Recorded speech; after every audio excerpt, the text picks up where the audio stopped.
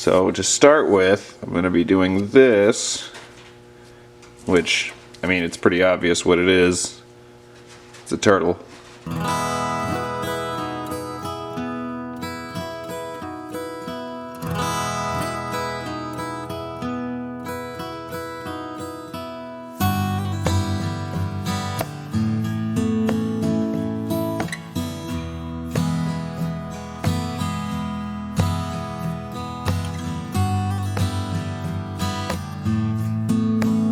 Alrighty, so here are two of those pieces of wood that I collected the other day at the river.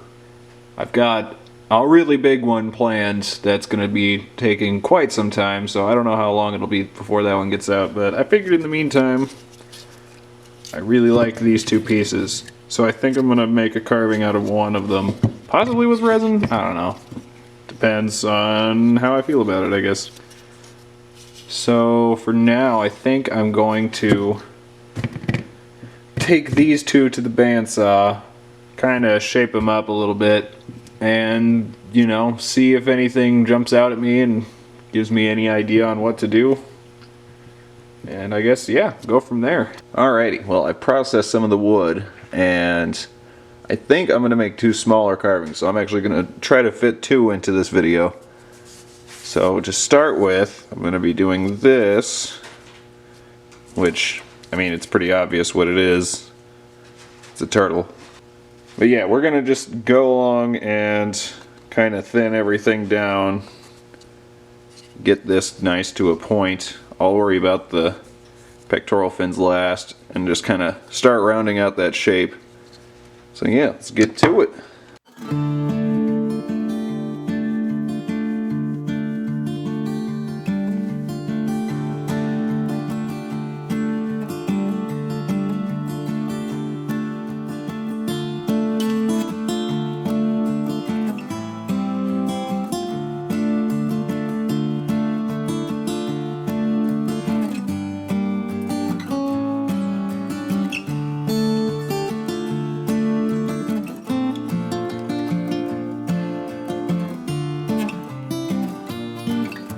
Alrighty, I'd say that's looking pretty sharky. I think it's looking good so far.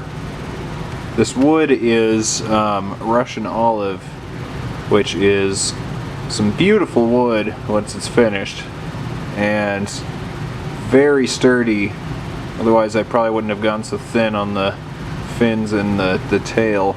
So before I start adding a bunch of detail, I am just going to go over and sand the whole thing, and that'll level out some of those marks from the shaping, and then I can refine the shape a little bit more and then add detail.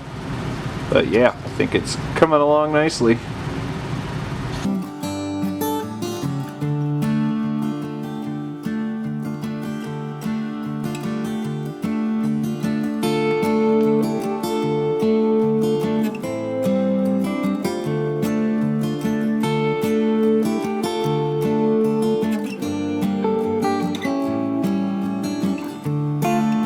Alrighty, so the shark is shaped, and I sanded it up to 400, and I gotta say, that grain is absolutely gorgeous.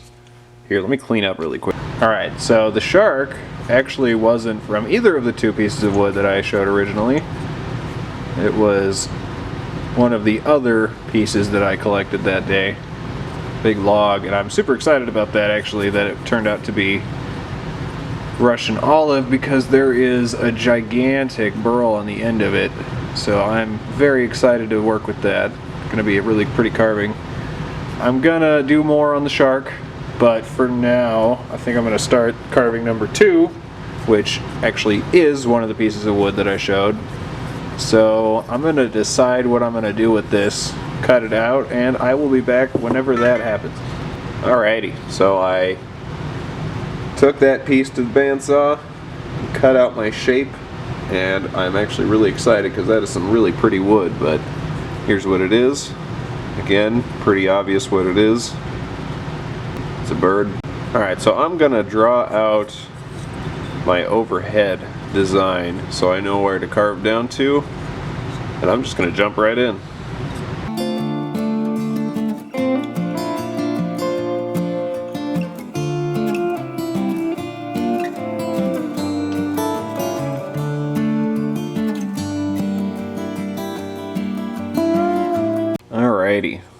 got a shape lightly roughed out, and you'll notice I left it pretty chunky. The reason for that is it's a lot easier to take away little by little than it is to add on, so leave it kind of thick, and then you can just refine the shape further. Another thing you'll see is I haven't touched the pectoral fins at all, and the reason for that, if I had leveled those down like the rest of this, I wouldn't be able to do them properly. So unlike sharks, who kind of hold their fins below them, like pretty much level underneath them, dolphins' fins splay out a lot more. So we're going to thin this down to the level that it needs to be at, but we're going to actually keep these where they are, so that way when everything is down to shape, you'll see those fins kind of angle out. So we're going to leave this area alone pretty much entirely until that point. So yeah, I'm going to start refining that shape a bit more, and yeah.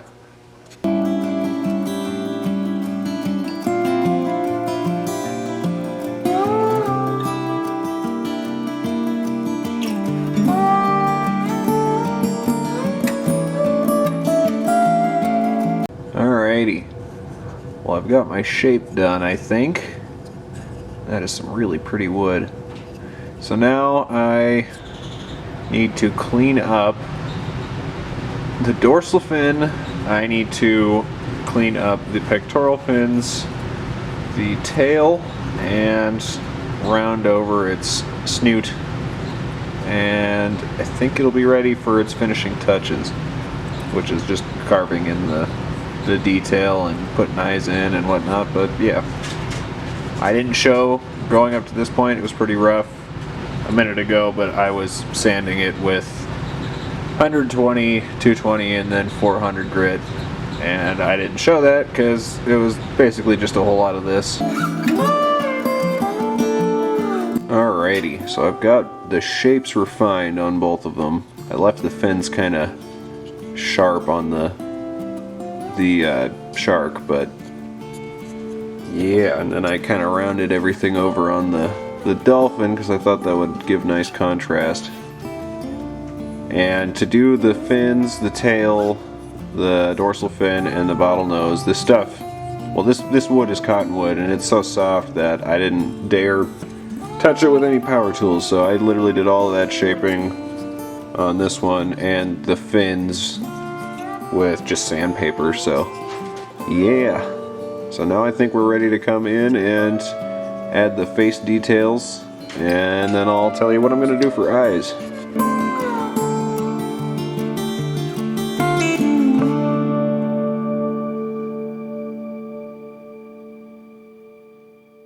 Alrighty, so we've got all the detail done except for the eyes. I've actually got a really cool plan for the eyes. You can see the dolphin's done. There's so much curl right here. It's going to be so pretty.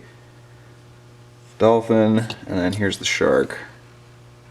Got that mouth cut in and it looks good. Yeah, I'm excited, but alright, here's the plan. Alright, so with the shark, Great White's eyes are pretty forward facing, so it's probably going to be right about here.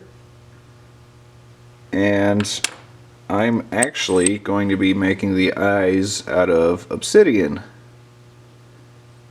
I thought that would be pretty cool to have that nice dark contrast with what I'm doing with the dolphin. The dolphin's eye is going to be right about here. And wow, that kind of looks hilarious with that tiny little eye, but anyway, I actually have something that is going to contrast, because I want to keep the color light on the dolphin and nice and dark on the shark.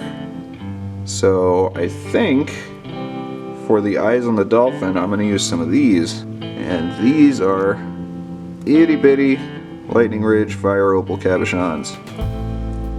And if you look, they're pretty much the perfect size.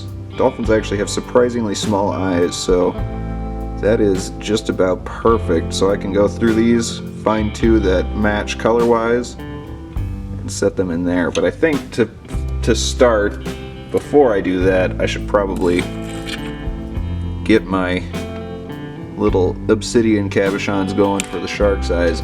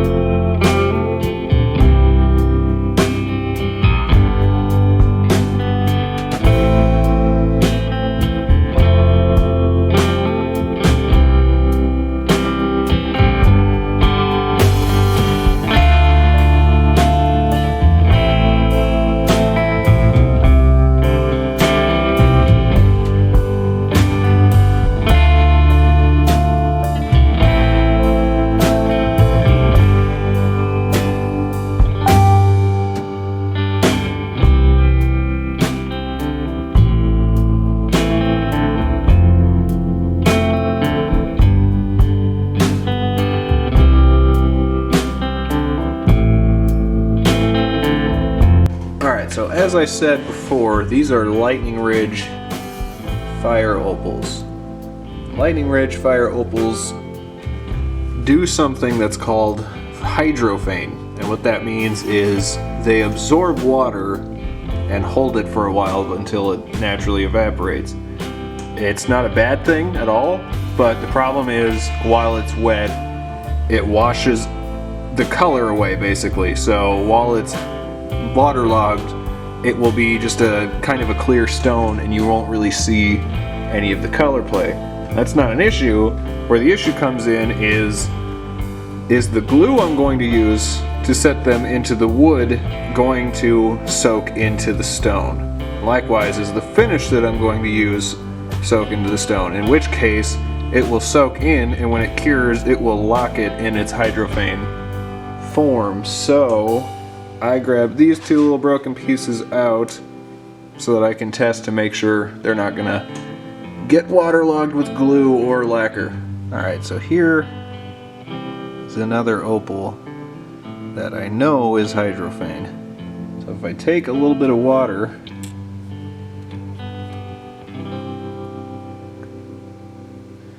get the tip of my finger wet, you'll see that this stone will actually pretty much stick to my hand. See? And that's because the water is soaking into the opal so fast that it actually feels sticky.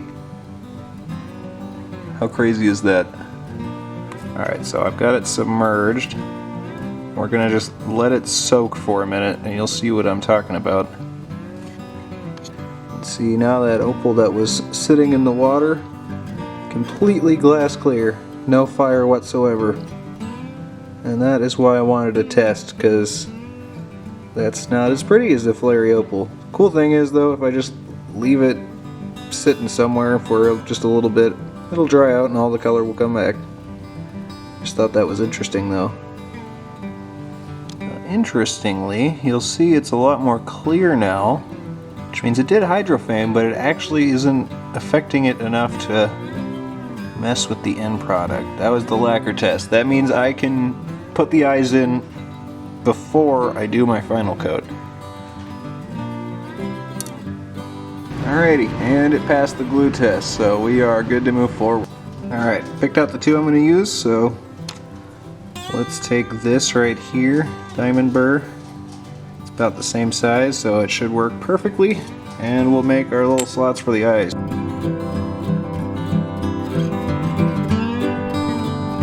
Man, my camera is not picking it up very well, but man, oh man, are those eyes just flaring like crazy. Those are some gorgeous opals. Alright, so next we are going to, if you see the shark's eyes are bulging out a little bit, we don't want that. So we're going to take some diamond burrs and level those down to the wood.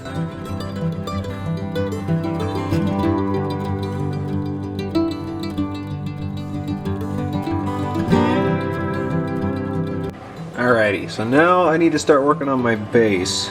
So these are pieces from the cut off. So this is the Russian olive, and then this is the pieces from the bigger bigger block of cottonwood, and I really want to avoid drilling them.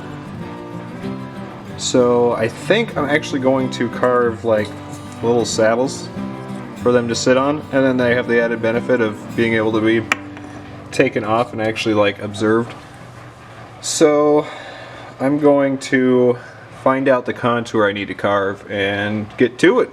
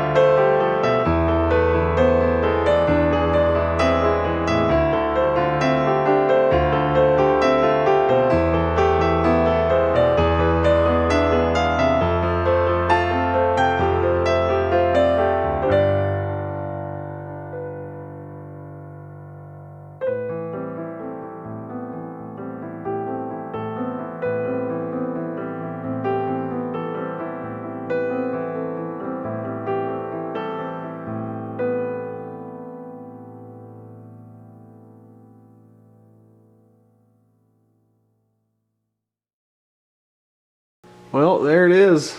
I think it came out looking fantastic.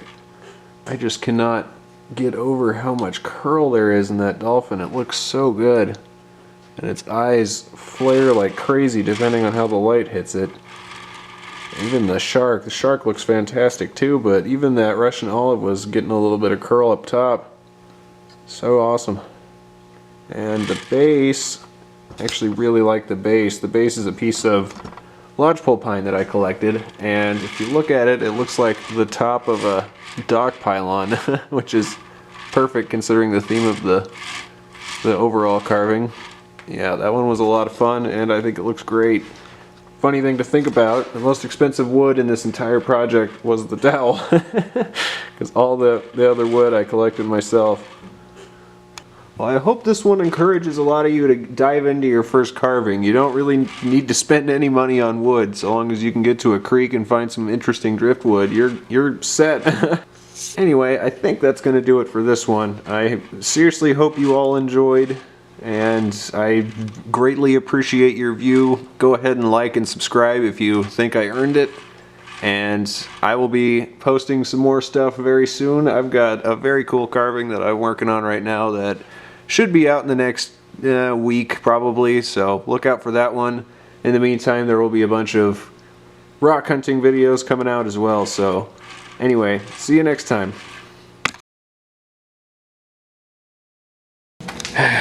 It was 69 degrees 2 days ago. And it's snowing again.